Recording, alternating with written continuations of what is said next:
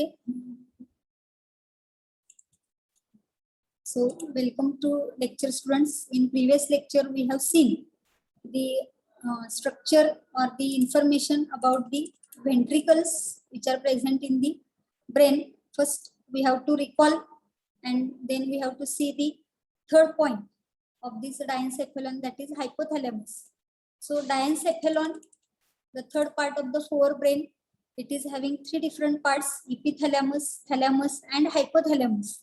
Epithalamus is upper part or roof of the diencephalon, having a penile stalk to which penile body is attached, secreting melatonin and serotonin, that we have seen in previous lecture. And second part is thalamus, and here related to thalamus we have already seen here the structure of thalamus and the ventricles which are present in the brain. Almost the ventricle part is present in the thalamus. So here you can see the ventricles of the brain. The two lateral ventricles are there. You can see here in previous lecture we have seen the first lateral ventricle, second lateral ventricle, then the third ventricle, here you can see, and this is the fourth ventricle. And here these two lateral ventricles are joined with the help of this interventricular foramen, or it is also called as a foramen of Monro. And third ventricle and fourth ventricle, it is joined with the help of a duct that is known as a cerebral aqueduct, or it is also called as a duct of Sylvius or duct of Eiter. Okay. आता तुम्हाला व्यवस्थित कळलेलं असेल ventricles of the brain ची information. Now we have to see the structure of hypothalamus, that is the third part of this diencephalon. It is also known as a floor of diencephalon. Epithalamus म्हणजे roof आपण म्हणलेलं छप्पर, आणि त्याचा floor म्हणजे जमीन आपण त्याला म्हणणार आहे, तो हायपोथॅलॅमस आपल्याला बघायला मिळेल. And this hypothalamus is richly supplied with the blood vessels, which helps in feedback mechanism for hormonal control.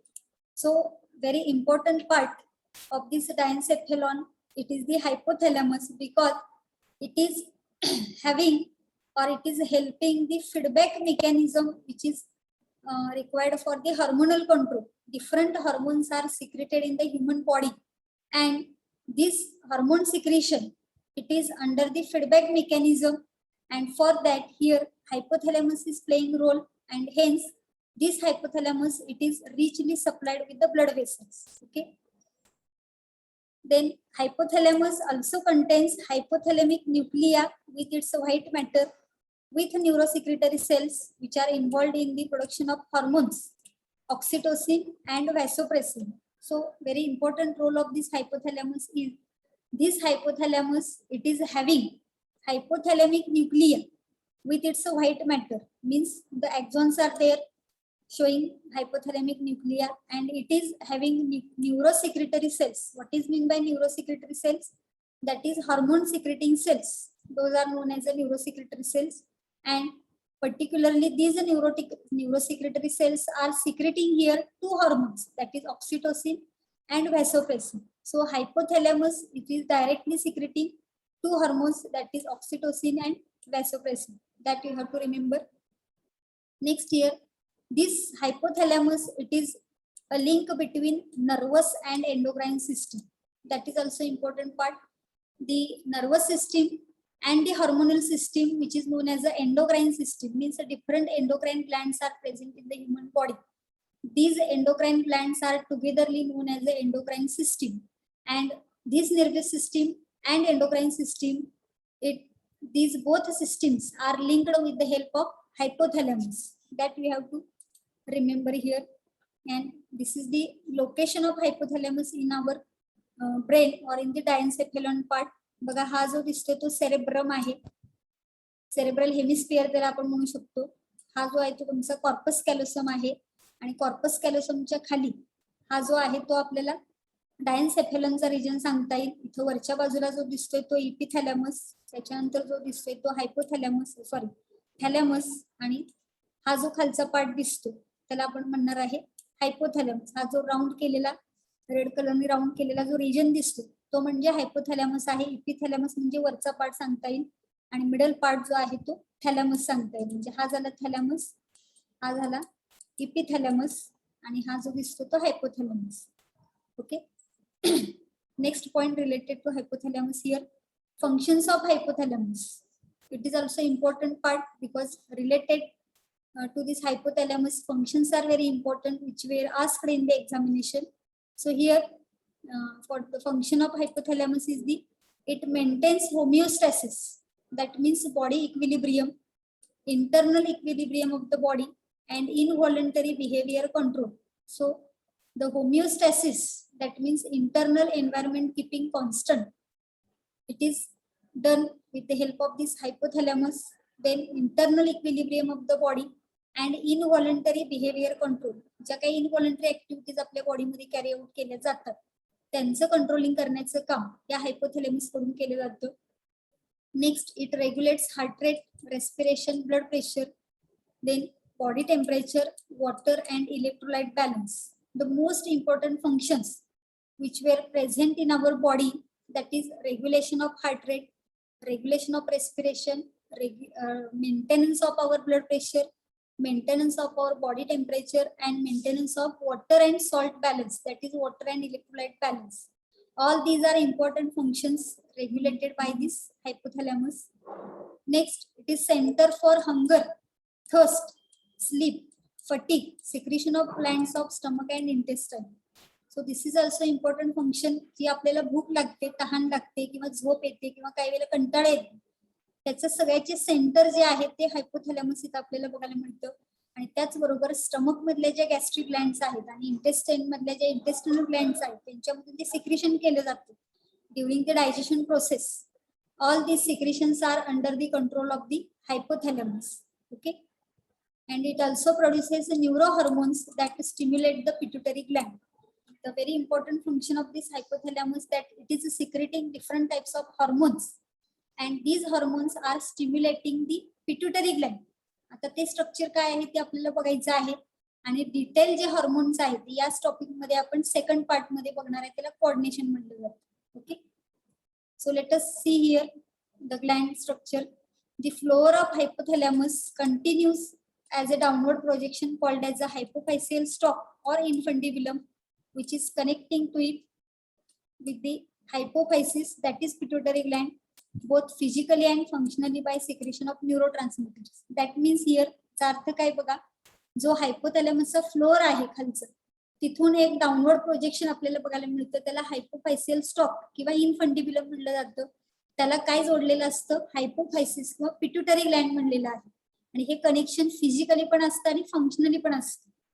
कारण फिजिकली म्हणजे डायरेक्ट कनेक्शन असतं तिथं आणि फंक्शनली म्हणजे it is secreting different hormones which is controlling the functions of the pituitary gland. Okay, so here you can see the hypothalamus. You can see here this is the hypothalamus point, नाव दिलेलं आहे. And here this is the pituitary gland. You can see here the name pituitary gland is there. This is the pituitary gland. And this is known as the hypophyseal stalk, or it is also called as the infundibulum. हा जो हायपोथॅलेमस दिसतो तुम्हाला diagram मध्ये, त्याच्यापासून एक stock सारखं structure arise झालेलं असतं. त्या स्टॉकला आपण काय म्हणलेलं आहे, हायपोफायसियल स्टॉक किंवा इनफंडिब्युलम म्हणलेलं आहे. आणि त्याला अटॅच काय झालेलं असतं तर पिट्युटरी ग्लँड अटॅच झालेलं असतं. आणि हायपोथॅलेमस आणि पिट्युटरी ग्लँड यांचं जे कनेक्शन आहे हे फिजिकली पण कनेक्शन आहे, म्हणजे डायरेक्ट कनेक्टेड आहेत, आणि फंक्शनली कनेक्शन आहे with the help of secretion of neurotransmitter. Okay, या पद्धतीने हा हायपोथॅलेमस रिजन तुम्हाला बघायला मिळेल. आणि बाकीचे काही स्ट्रक्चर्स आपण बघितलेले आहेत फोर ब्रेनचे, ते सुद्धा तुम्हाला बघायला मिळतील. त्याचबरोबर इथं मिड ब्रेन आहे डायन्सेफेलनच्या खाली, आणि हाइंड ब्रेनचे हे 3 पार्ट्स तुम्हाला बघायला मिळतील, सेरेबेलम, पॉन्स आणि मेडुलम, ज्याची माहिती आपण नंतर घेणार आहे. Okay, the inferior surface of the hypothalamus also bears optic chiasma, that is crossing of 2 optic nerves, and a pair of mammillary bodies unique to mammalian brain, and it is responsible for recollective memory असं म्हणलेलं आहे. याचा अर्थ काय बघा की जो हायपोथॅलेमसचा inferior surface आहे, इन्फिरियर म्हणजे खालच्या बाजूचा सरफेस, त्या ठिकाणी आपल्याला काय बघायला मिळतं, 2 स्ट्रक्चर्स बघायला मिळतात. एक आहे ऑप्टिक कायझमा. ऑप्टिक कायझमा कशापासून तयार झालेला आहे तर क्रॉसिंग ऑफ 2 ऑप्टिक नर्व्स, आपल्या डोळ्याकडे ज्या नर्व्स गेलेल्या आहेत आपल्या मेंदूकडून त्या अशा क्रॉस होतात, आणि त्या क्रॉसिंगच्या तिथं जे एक स्ट्रक्चर तयार होतं त्याला ऑप्टिक कायझमा म्हणलेलं आहे. आणखीन एक स्ट्रक्चर तिथं आहे पेअर ऑफ मॅमिलरी बॉडीज म्हणलेलं आहे. Pair of mammillary bodies. हे फक्त मॅमेलियन ब्रेन मध्ये बघायला मिळतं, which is responsible for recollective memory. म्हणजे अनेक वर्षाचे अनुभव असतील, अनेक वर्षाचे प्रसंग असतील, अनेक वर्षापूर्वीच्या आपल्या आयुष्यातल्या काही घटना असतील, तर त्या आपल्या स्मरणामध्ये राहतात. काही गोष्टी अतिशय स्मरणामध्ये राहतात कितीही वर्ष झाली तरी. तर ती जी स्मरणशक्ती आहे ती कंटिन्यू ठेवण्याची काम जे आहे ते ह्या मॅमिलरी बॉडीज कडून केले जातात. असे दोन स्ट्रक्चर आपल्याला कुठे बघायला मिळतात, हायपोथॅलॅमसच्या इन्फिरियर सरफेसवरती. तर त्यासाठी हे डायग्राम मध्ये बघू शकता आपण. इथं पुन्हा तुम्हाला हा हायपोथॅलॅमसचा रिजन जो बघायला मिळेल. इथं जी दिसते ती पिट्युटरी ग्लँड आहे बघा, मी तुम्हाला दाखवते. हे जे स्ट्रक्चर दिसते इथं पिंक कलरचं, ही पिट्युटरी ग्लँड आहे. हा हायपोथॅलॅमसचा रिजन आहे. तर त्या हायपोथॅलॅमस रिजनच्या शेजारी हा ऑप्टिक काइझमा रिजन आहे. तर तुम्हाला बघायला मिळेल हा ऑप्टिक काइझमा. आणि बरोबर हायपोथॅलॅमसच्या तिथंच ह्या मॅमिलरी बॉडी सुद्धा तुम्हाला बघायला मिळतील, जे इथं बघायला मिळतील. त्या हायपोथॅलॅमसच्या शेजारीच असे हे दोन पार्ट्स जे आहेत कशासाठी रिस्पॉन्सिबल आहेत, तर हे मॅमिलरी बॉडी जे आहेत ते रिकलेक्टिव्ह मेमरीसाठी रिस्पॉन्सिबल आहेत. आणि ऑप्टिक काइझमा म्हणजे काय आहे, crossing of two optic nerves. हे स्ट्रक्चर हायपोथॅलॅमसच्या तिथंच प्रेझेंट असतं. सगळ्यात महत्वाचा पार्ट कुठला आहे, तर हा पिट्युटरी ग्लँडचा पार्ट इथं महत्वाचा आहे, जो हायपोथॅलॅमसला अटॅच असतो. ठीक आहे, तर एवढी माहिती आपल्याला ह्या हायपोथॅलॅमसच्या बाबतीमध्ये सांगता येईल. आणि आता ह्या डायन्सेफेलॉनचे टोटल फंक्शन काय, आपण डायन्सेफेलॉनचे 3 पार्ट बघितले, इपिथॅलॅमस, थॅलॅमस आणि हायपोथॅलॅमस. ओके, आणि पुन्हा त्याचे सेपरेट फंक्शन पण बघितलेले आहेत, त्याच्यावरती परीक्षेला प्रश्न विचारला जातो. तर डायन्सेफेलॉनचे फंक्शन आहेत ते आपण बघूया. It is a relay centre for motor and sensory impulses between spinal cord, brain stem and various areas of the cerebral cortex. Diencephalon ला रिले सेंटर म्हणलेला आहे. का रिले सेंटर म्हणलेला आहे, तर सेन्सरी इम्पल्स घ्यायचा आणि तो ब्रेन पर्यंत पोहोचवायचा. म्हणजे ब्रेनचा जो सेरेब्रल कॉर्टेक्स एरिया आहे, जिथं आपण बघितलेले आहेत की वेगवेगळे एरियाज आहेत, फंक्शनल एरियाज आहेत. फ्रंटल लोब मध्ये असतील, परायटल लोब मध्ये असतील, टेम्पोरल लोब मध्ये असतील किंवा ऑक्सिपिटल लोब मध्ये असतील. जसं आपण ब्रोकाज एरिया बघितला, वर्निक्स एरिया बघितला, प्री मोटार एरिया आहे, मोटार एरिया आहे, सेन्सरी स्पीच एरिया आहे, व्हिज्युअल एरिया आहे, गस्टेटरी एरिया आहे, ऑडिटरी एरिया आहे. अशा अनेक areas, functional area cerebral cortex मध्ये प्रेझेंट असतात. त्या सेरेब्रल कॉर्टेक्सच्या रिजन पर्यंत सेन्सरी इम्पल्स न्यायचा आणि जो काही मोटार इम्पल्स असेल तो रिटर्न घेऊन यायचा. ही जी देवाणघेवाण आहे सेरेब्रल कॉर्टेक्स कडून त्या बॉडी पार्ट पर्यंत आणि बॉडी पार्ट पासून तिच्यापर्यंत, ही जी देवाणघेवाण आहे हिचं काम कोण करत असतं, डायन्सेफेलॉन करत असतो. म्हणून त्याला relay centre for motor and sensory impulses between spinal cord, brain stem and various areas of the cerebral cortex, हे त्याचं मेन फंक्शन आहे. Next, it maintains homeostasis, that is internal environment of the body is keeping constant with the help of this diencephalon. Then hypothalamus, it is known as a coordinator between nervous system and endocrine system. Hypothalamus हा एक coordinator म्हणून काम करतो nervous system आणि endocrine सिस्टमच्या मधला. कसा तो काम करतो याची माहिती आपण याच टॉपिक मध्ये कोऑर्डिनेशनचा पार्ट बघणार आहे नंतर, हार्मोनल कोऑर्डिनेशन. त्यावेळेला पुन्हा तुम्हाला पिट्युटरी ग्लँड आणि हायपोथॅलॅमस या दोघांचं नेमकं कनेक्शन काय आहे आणि हायपोथॅलॅमस कशा पद्धतीने एंडोक्राइन सिस्टीमचं कंट्रोलिंग करतो हे त्या पॉइंट मध्ये तुम्हाला क्लिअर होईल. आता आपल्याला फक्त ह्याचं फंक्शन लक्षात ठेवायचं आहे. डायन्सेफेलॉनचा पार्ट आहे हायपोथॅलॅमस आणि हायपोथॅलॅमस हा कोऑर्डिनेटर म्हणून काम करतो. Okay, and it is secreting neuro hormones that is stimulating and inhibiting factors which influence the pituitary gland. This hypothalamus is secreting various hormones. Some hormones are known as the stimulating hormones, some are known as the inhibiting hormones. Both of these hormones are influencing the functioning of the pituitary gland. हा एक त्याचा role आपल्याला इथे सांगता येईल. So in this way the structure of forebrain, the different parts of the forebrain and the functions of the different parts of the forebrain we have completed. Related to that, the questions are there. You have to read the question and give the answer. So first question here, which part of the brain is responsible for thermoregulation? Medulla oblongata, cerebrum, hypothalamus आणि corpus callosum. काय उत्तर येईल मला chat box मध्ये सांगा.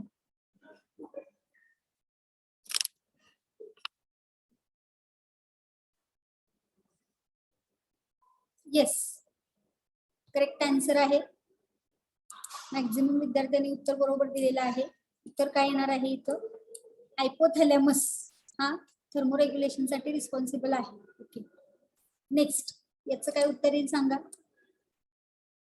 Injury localized to the hypothalamus would most likely disturb short term memory, coordination during locomotion, executive functions such as the decision making and regulation of body temperature.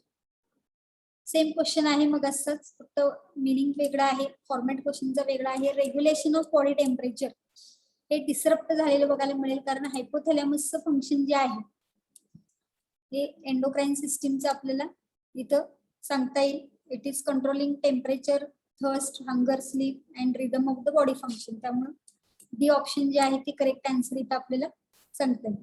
Okay, so this is the all information about the forebrain. Okay, now we have to see here the next part of the brain, that is midbrain, or it is also called as a mesencephalon. So the middle part here, middle part of the brain which is present between diencephalon and pons varoli, it is known as the midbrain. म्हणजे डायन्सेफेलॉन आणि Pond's व्हॅरोली. डायन्सेफेलॉन म्हणजे four ब्रेनचा शेवटचा part आणि Pond's व्हॅरोली म्हणजे काय आहे, hind brain जो आहे त्याच्यातला एक पार्ट आहे पॉन्स व्हॅरोली. ह्या दोघांच्या मधला जो पार्ट आहे त्याला मिड ब्रेन म्हणलं जातं. You can see here in this diagram, हा फोर ब्रेन आहे ज्याची आता आपण ऑलरेडी माहिती कंप्लीट केलेली आहे. आणि हाइंड ब्रेन म्हणजे हा जो व्हायलेट कलरचा, सॉरी ब्ल्यू कलरचा हा जो सगळा पार्ट दाखवलेला आहे हा हाइंड ब्रेन आहे. हे जे सगळं स्ट्रक्चर दिसतंय तुम्हाला, हे सगळं हे एवढं सगळंच गेलं. हा सगळा कशाचा पार्ट आहे, फोर ब्रेनचा. मध्ये हा थोडासा वेगळा पार्ट दिसतोय वेगळ्या रंगाचा, त्याला मिड ब्रेन म्हणलेला आहे. Below the diencephalon and pons varolii. Okay, हा जो दिसतोय तो पॉन्स व्हॅरोली आहे, हा जो आहे तो सेरेबेलम आहे आणि हा जो आहे तो मेडुला ऑब्लॉंगेटा आहे. असे पुन्हा हाइंड ब्रेनचे 3 पार्ट्स आहेत, त्याची माहिती आपण नंतर बघणार आहे.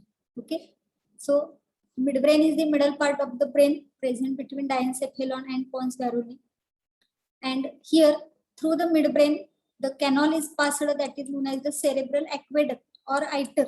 midbrain मधून हा cerebral aqueduct म्हणजेच काय, it is a duct which is joining the third ventricle to fourth ventricle of the brain.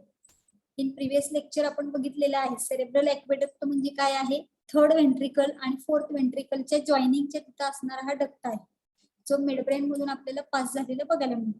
Okay, and this midbrain is completely covered by cerebral hemispheres. जर आपण ब्रेन असं बघितला तर आपल्याला मिडब्रेन दिसणार नाही, कारण 2 सेरेब्रल हेमिस्फिअर्सच्या मध्ये आतल्या बाजूला तो मिडब्रेन आपल्याला असलेला बघायला मिळतो. Okay, and this midbrain it is having 2 parts. First is known as the corpora quadrigemina and second part is known as the crura cerebrum. असे 2 आपल्याला पार्ट्स पुन्हा मिडब्रेन मध्ये बघायला मिळतील, कॉर्पोरा क्वाड्रिजेमिना आणि क्रुरा सेरेब्रम. वन बाय वन आपण त्याची information आणि डायग्राम दोन्ही पण बघूयात. So first part here that is the corpora quadrigemina. This is having structure here. These are the 2 pairs of lobes known as the superior colliculi and inferior colliculi present in dorsal thick wall of the midbrain. So this corpora quadrigemina it is made up of 2 pairs of lobes. म्हणजे total lobes किती असणार आहेत, 4. म्हणून ह्याला quadrigemina असं म्हणलेलं आहे. Quadri म्हणजे 4 या अर्थाने घेतलेला आहे. 2 असतात सुपेरियर कॉलिक्युली, 2 असतात इन्फेरियर कॉलिक्युली. एक असेल तर सुपेरियर कॉलिक्युलस म्हणलं जातं, इन्फेरियर कॉलिक्युलस म्हणलं जातं सिंग्युलर, पण 2 आहेत म्हणून त्याला काय म्हणलं जातं, कॉलिक्युली म्हणलं जातं. Let us see in the diagram here. This is the structure of brain. याच्यामध्ये हे तुम्हाला 2 हेमिस्फिअर दिसतील बघा. इथं हा जो दिसतोय पूर्ण हा लेफ्ट सेरेब्रल हेमिस्फिअर आहे, हा जो दिसतोय तो राईट सेरेब्रल हेमिस्फिअर आहे. इथं तुम्ही बघू शकताय पिनल ग्लँड आहे जी इपिथॅलॅमसला जोडलेली असते, आणि हा जो दिसतोय तो मिड ब्रेनचा पार्ट आहे बघा. बरोबर सेंटरला हा मिड ब्रेनचा पार्ट आहे. त्याच्यामध्ये वरच्या बाजूचे स्ट्रक्चर आहे त्याला सुपेरियर कॉलिक्युलस म्हणलं जातं आणि खालच्या बाजूचे स्ट्रक्चर आहे त्याला इन्फेरियर कॉलिक्युलस म्हणलं जातं. हे ह्या बाजूचं झालं राईट साइडचं. तसंच इकडं पण एक असणार आहे आणि इकडे पण एक असणार आहे. असे 2 सुपेरियर कॉलिक्युली, 2 इन्फेरियर कॉलिक्युली, त्याला इथं काय म्हणलेलं आहे, कॉर्पोरा क्वाड्रिजेमिना म्हणलेलं आहे. हे फर्स्ट स्ट्रक्चर आहे मिडब्रेन मधलं जे आपल्याला बघायला मिळेल. What is the function of this? These colliculi control and coordinate eye movement and head movement. The superior and inferior colliculi is controlling and coordinating our eye movement and head movement. म्हणजे आपल्या डोळ्याची movement असेल किंवा आपल्या हेडची movement असेल, हे दोन्ही control करण्याचं काम ह्या कॉर्पोरा क्वाड्रिजेमिना मध्ये असणारे हे जे कॉलिक्युली आहे ते करत असतात. The superior colliculi is receiving impulses from the optic nerves and inferior colliculi receiving impulses from the auditory nerves. त्यामध्ये सुद्धा त्यांचं वाटप कसं झालेलं आहे, फंक्शनिंगचं डिस्ट्रीब्युशन कसं आहे बघा. Superior colliculi is receiving the impulse from the optic nerve, म्हणजे डोळ्याकडून जी नर्व आलेली आहे त्याचा जो मेसेज आहे तो मेसेज किंवा तो इम्पल्स रिसिव्ह करण्याचं काम कुणाचं आहे, सुपेरियर कॉलिक्युलीचं आहे. आणि कानाला जे आपल्याला ऐकायला येतं ते ऑडिटरी नर्व मार्फत आपल्या ब्रेन कडे नेलं जातं. त्याचं इम्पल्स जो आहे ऑडिटरी नर्व कडून येणारा, म्हणजे जो आपल्याला आवाज ऐकायला येतो तो जो इम्पल्स आहे तो रिसिव्ह करण्याचं काम कुणाचं आहे, इन्फेरियर कॉलिक्युलीचं आहे. असे हे आपल्या डोळ्याशी रिलेटेड जे काम आहे ते सुपेरियर कॉलिक्युली कडून कंट्रोल केले जातं. आणि कानाशी रिलेटेड जे काम आहे, ऑडिटरी नर्व म्हणजे कानाचे रिलेटेड, ऑप्टिक नर्व म्हणजे डोळ्याचे रिलेटेड, या पद्धतीने डोळा आणि कान यांचं जे काम आहे त्याच्यावरती कंट्रोलिंग करण्याचं किंवा ते इम्पल्सेस रिसिव्ह करण्याचं काम त्या कॉर्पोरा क्वाड्रिजेमिना मध्ये असणारे सुपेरियर आणि इन्फेरियर कॉलिक्युली कडून केले जाते. Okay, then second part here crura cerebral. हे काय स्ट्रक्चर आहे, तर these are a pair of thick bands of longitudinal nerve fibres present on the floor of mid brain. हे सुद्धा काय आहेत, लॉन्जिट्युडिनल नर्व फायबर्स आहेत. लॉन्जिट्युडिनल म्हणजे उभे असतात, असे उभे नर्व फायबर आहेत ते थिक बँड मध्ये आपल्याला बघायला मिळतात फ्लोअर ऑफ मिड ब्रेन वरती. त्या मिड ब्रेनच्या फ्लोअर वरती आपल्याला ते असलेले बघायला मिळतात. And this fibres are connecting cerebrum to cerebellum and spinal cord. Function of this crura cerebra is the connection between this cerebrum to cerebellum and spinal cord. म्हणजे fore brain आणि hind brain या दोघांना एकत्रित जोडण्याचं काम त्या mid ब्रेनच्या क्रुरा सेरेब्राय part कडून केलं जातं. So here you can see in this diagram the structure of the crura cerebri. इथं भरपूर नावं दिसत आहेत, त्यामुळे पैकी मी तुम्हाला दाखवते. इथं आपलं जे स्ट्रक्चर आपल्याला बघायचं आहे ते क्रुरा सेरेब्राय इथं बघायला मिळेल. हा आपल्या ब्रेनचा सेंटरचा पार्ट आहे, ज्याला आपण काय म्हणणार आहे, क्रुरा सेरेब्राय म्हणणार आहे. हा जो आहे तो मागचा वरचा पार्ट आहे.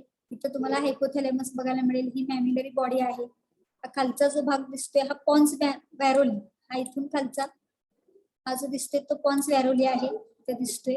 हा जो दिसतोय तो मेडुला ऑब्लॉंगेटा आहे. हा बॅक साइडचा सेरेबेलम तुम्हाला बघायला मिळेल. आणि सेरेब्रम कुठं असणार आहे, फ्रंट साइडला असणार आहे. हा ऑप्टिक कॅझ्मा आहे इथं दिसतोय. हे ऑप्टिक ट्रॅक्ट आहे, म्हणजे डोळ्याकडे जाणारे नर्व्स त्याचे ट्रॅक्ट्स आहेत. इकडे एक आहे आणि इकडे एक दिसतोय. अशी खूप सारी बाकीची पण इन्फॉर्मेशन इथं आहे. आपल्याला काय बघायचंय, क्रुरा सेरेब्रम. तर तो रिजन कुठला आहे बघा, पुन्हा एकदा दाखवते. इथला क्रुरा सेरेब्रम. त्याचं फंक्शन काय आहे, connection of cerebrum to cerebellum.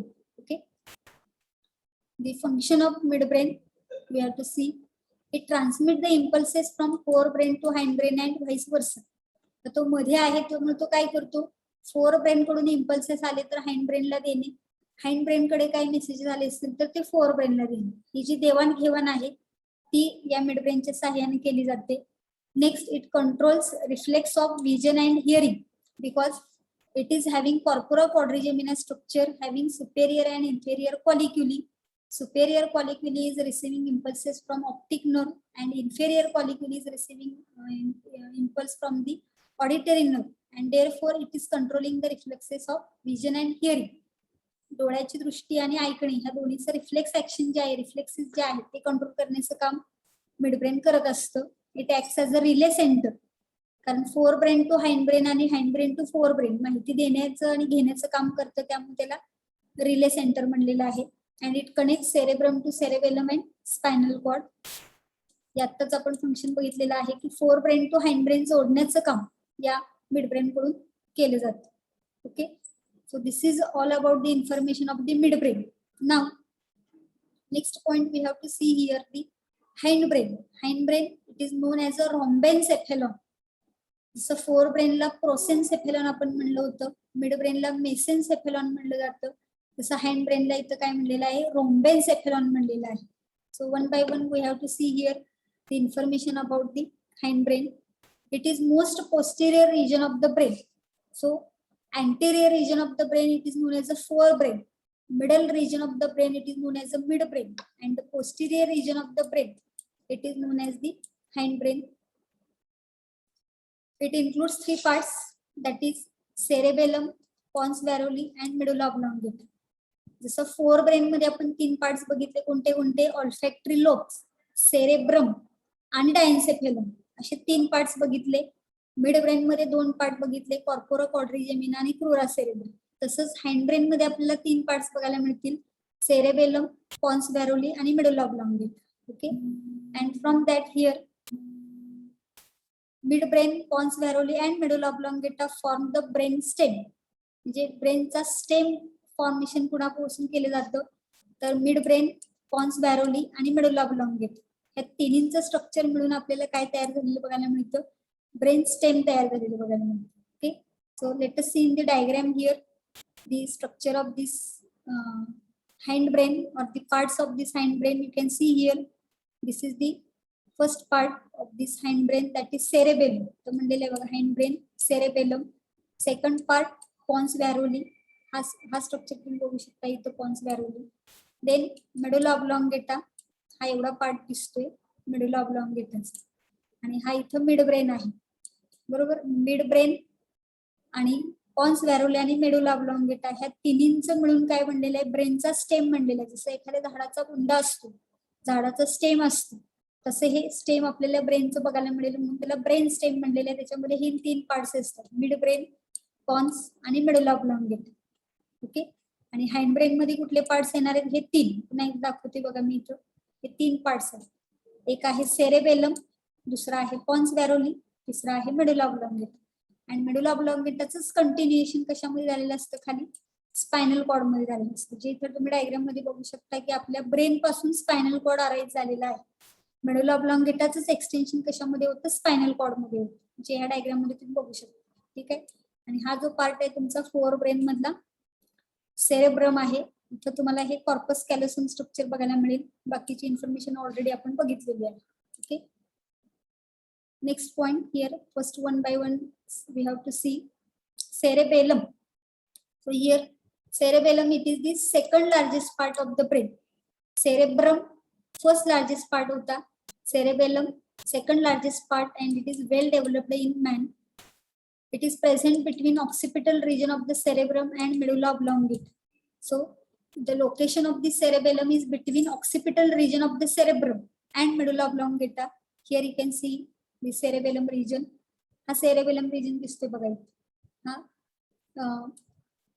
Hind ब्रेनचा part आहे, सेकंड लार्जेस्ट म्हणलेला आहे, कारण सगळ्यात मोठा पार्ट आहे तो सेरेब्रमचा, इथं पिंक कलरने दिसतोय तुम्हाला.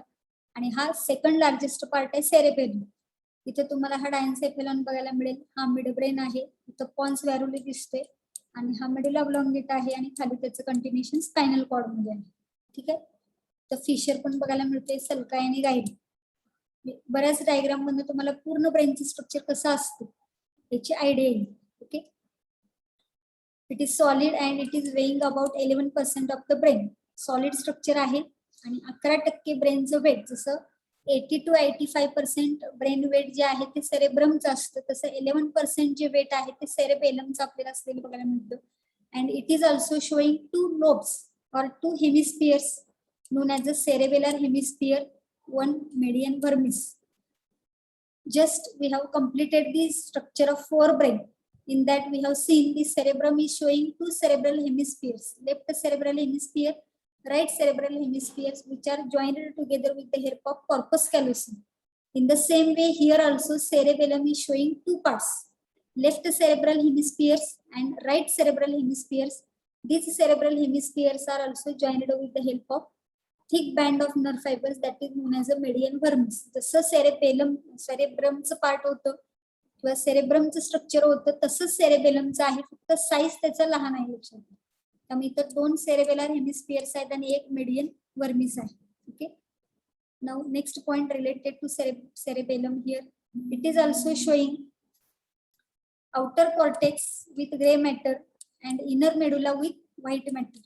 जसं सेरेब्रम मध्ये तुम्हाला कॉर्टेक्स जो आहे तो ग्रे मॅटर मध्ये बघायला मिळाला होता आणि मेडुला जो आहे तो व्हाईट मॅटर मध्ये बघायला मिळाला होता. म्हणजेच कॉर्टेक्स मध्ये काय असणार आहे, सायटॉन्स असणार आहेत आणि मेडुला मध्ये काय असणार आहेत, एक्झॉन्स असणार आहेत. त्या पद्धतीने इथं सुद्धा आपल्याला सेरेबेलम मध्ये सुद्धा तेच स्ट्रक्चर बघायला मिळतं. And also the cerebral cortex region, it is showing folding with elevation and depression. That means the gyri and sulci which are present in the cerebral cortex, in the same way here cerebellum is also showing elevations and depressions. That is known as a cerebellar cortex region with folding. And here the white matter is spreading into the gray matter and it looks like a branching tree like structure that is known as the arborvitae.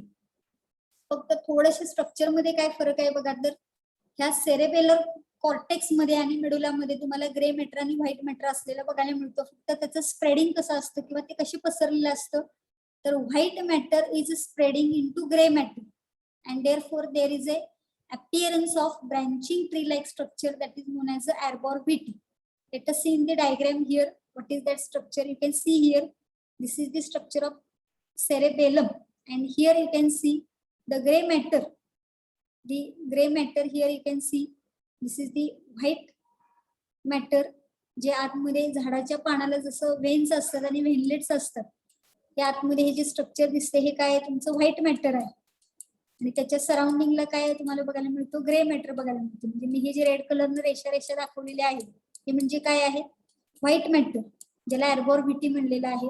आणि त्याच्या साईडला जे आहे इथं दिसते तुम्हाला हा किंवा इथे दाखवलेले हा, याला काय म्हणलेलं आहे, ग्रे मॅटर म्हणलेलं आहे. म्हणजे ग्रे मॅटर मध्ये व्हाईट मॅटर कशा पद्धतीने स्प्रेड झालेला आहे, तर it is looking like a branching tree like structure तिथं तयार झालेलं बघायला मिळतं. या पद्धतीनं या सेरेबेलम मध्ये सुद्धा तुम्हाला फोल्ड्स बघायला मिळतात. इथे तुम्ही बघू शकता बाहेरच्या बाजूला इथं फोल्डिंग दाखवलेलं आहे बघा, इथे एक फोल्ड आहे, इकडे एक फोल्ड आहे. म्हणजे गायरी आणि सल्काय जशा सेरेब्रम मध्ये असतात तशाच इथं आपल्याला बघायला मिळतात. Okay, then function of cerebellum here, it is controlling equilibrium, posture and balancing of the body. Then it moderates voluntary movements and maintains muscle tone. आपले जे काही व्हॉलंटरी मुवमेंट्स आहेत आपल्या बॉडीचे, व्हॉलंटरी ऍक्शन्स म्हणजे स्ट्रायटर मसलचं फंक्शनिंग आहे, त्याला मसलचं जे काही टोन आहे, मसलचं जे काही वर्किंग आहे ते मेंटेन करण्याचं काम आणि व्हॉलंटरी मुवमेंटला मॉडरेट करण्याचं काम यांच्याकडून केलं जातं. And it is also regulatory centre for neuromuscular activities, controlling rapid activities like walking, running and speaking. ज्या काही स्ट्रायटेड मसलचं फंक्शनिंग आहे त्याचं रेग्युलेशन करण्याचं काम, म्हणजे आपण चालणे, पळणे किंवा बोलणे ह्या सगळ्या ऍक्टिव्हिटीज कशातून करत असतो, तर आपल्या न्यूरोमस्क्युलर ऍक्टिव्हिटीज आहेत. कारण मेंदूकडून मेसेज आला आपल्या मसलला तरच आपण पायाने चालू शकतो किंवा हाताचं जे काही काम असेल किंवा बोलण्याचं जे काम आहे मेंदूकडून सूचना येईल तसं आपल्या ऍक्टिव्हिटीज होत राहतात. तर त्या सगळ्या कंट्रोल करण्याचं काम ह्या सेरेबेलमचं आहे. Okay, so this is the first part of the here hindbrain. Then pons varoli. Pons varoli, it is appearing a rounded bulge on the underside of the brainstem. It consists of thick band of nerve fibers and it has outer white matter and inner gray matter.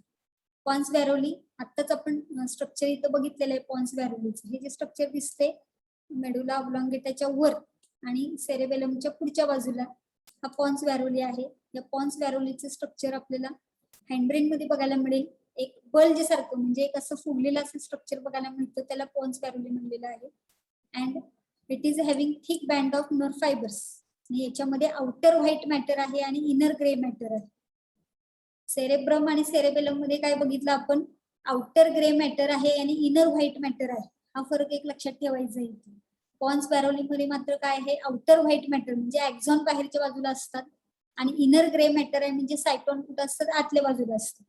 Cerebrum आणि cerebellum मध्ये बघितलं तर outer cortex region मध्ये काय बघायला मिळालं होतं, grey matter म्हणजे सायटॉन बाहेर होत बरोबर, आणि इनर ग्रे मॅटर व्हाईट होता म्हणजे एक्झॉन आतमध्ये होते. इथं मात्र उलटा असणार आहे, व्हाईट मॅटर बाहेरच्या बाजूला आहे म्हणजे एक्झॉन बाहेर आहेत आणि ग्रे मॅटर आतमध्ये आहे म्हणजे सायटॉन कुठे आहेत, आतमध्ये आहेत. फरक लक्षात ठेवायचा आहे. आणि function of here pons varolii, it connects two cerebellar hemispheres and coordinates their activities. दोन सेरेबेलर हेमिस्फिअर्सना कनेक्ट करायचं आणि त्यांच्यामधल्या ज्या ऍक्टिव्हिटीज आहेत त्या कोऑर्डिनेट करण्याचं काम त्या पॉन्स व्हॅरोली कडून केलं जातं. And it is forming network of nerve fibre and controls consciousness of brain. जे आपल्या ब्रेनला जागा ठेवण्याचं काम किंवा ब्रेनला ऍक्टिव्ह ठेवण्याचं काम त्या पॉन्स व्हेरोली कडून केलं जातं. त्याचं कंट्रोलिंग करण्याचं काम consciousness of brain is controlled with the help of this pons varolii. हे त्याचं एक महत्वाचं फंक्शन आपल्याला सांगतात. ओके. आणि लास्ट पार्ट आहे याच्यामधला मेडुला ऑब्लॉंगेटा. तर त्याची काही माहिती कंप्लीट होणार नाही, आपण पहिले 2-4 पॉइंट कंप्लीट करू. मोस्ट पोस्टिरियर पार्ट आहे ब्रेनचा, कंटिन्यूज याचं स्पायनल कॉर्ड.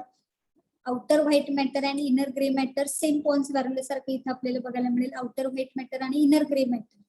आणि 8 pairs of cranial nerves arise from it म्हणलेलं आहे. आपल्या ब्रेन पासून किंवा आपल्या फोर ब्रेन पार्ट असेल किंवा मिड ब्रेन असेल किंवा हँड ब्रेन असेल, याच्यापासून 8 पेअर्स नर्व्हचे अराइज होतात. त्या मेडुला ऑब्लॉंगेटा रिजन मधून बाहेर पडतात. आणि cavity of the medulla is called as the fourth ventricle or metacoel. Medulla ऑब्लॉंगेटाच्या आतमध्ये जी कॅव्हिटी असते त्याला फोर्थ वेंट्रिकल म्हणलेलं आहे किंवा मेटासिल म्हणलेलं आहे. Its roof is having posterior choroid plexus for secretion of CSF. Medulla ऑब्लॉंगेटाच्या रूफ वरती म्हणजे upper surface of the medulla oblongata is showing choroid plexus. Choroid plexus म्हणजे काय सांगितलं होतं तुम्हाला, ब्लड कॅपिलरी नेटवर्क असतं. Function of choroid plexus is the secretion of CSF. Cerebrospinal fluid secrete करण्याचं काम तिथं आहे आणि ते सिक्रेशन या कोरॉइड प्लेक्सस मध्ये केलं जातं. ठीक आहे. तर 1 मिनिटापेक्षा कमी वेळ राहिलेला आहे. हा जो शेवटचा पॉइंट आहे तो आपण उद्याच्या लेक्चरला डिस्कस करू. ओके.